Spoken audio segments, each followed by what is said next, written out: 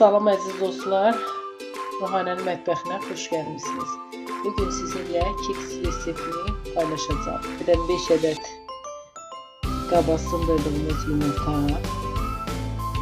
1 stəkan və yarım üzərinə yumurtanı. Ona qədər yaxşı tutmalıyıq ki, keksimiz yaxşı qabarsın. Ondan sonra bir başqa vanil, duru yağ əlavə edirik.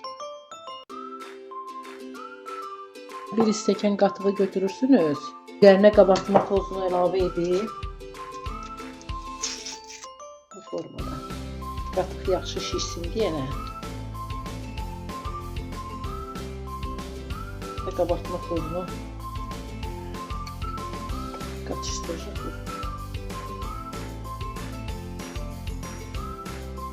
Qatıq şişdi, qabardı. İndi isə üzərinə yumurtanı əlavə edin. Onda biskvit və peşenk şişir. İndi isə üzərinə unu əlavə edirik. 1, 2, 3, 4, 5, 6, 7.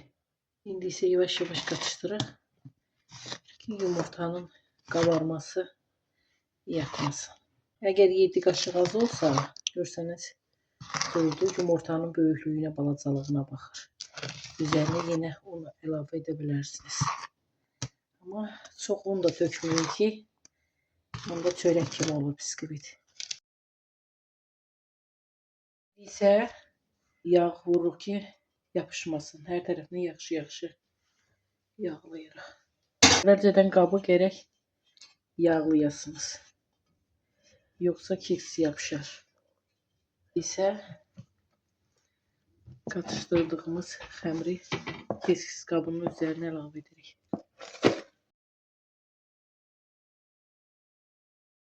Mən 250 dərəcədə qoyuram. Sizin sobanızdan asılıdır. Mənim duxovkam 250 dərəcədə yaxşı pişirir. Hər tərəfini indi isə yaxşı-yaxşı yayırıq ki, hər tərəfi eyni qaydada pişsin. İndi isə keksimiz pişdi, hazırdır. Siz də pişirin, yeyin. Sizdən biz əziyyət çəkib pişiririk, sizinlə bölüşürük. Sizdən dəstəklərinizi gözləyirik. Bəyənin və yorum yazın. Siz bəyəndikcə, yorum yazdıqca biz də pişirib sizinlə paylaşacağıq. Hər birinizə təşəkkür edirəm.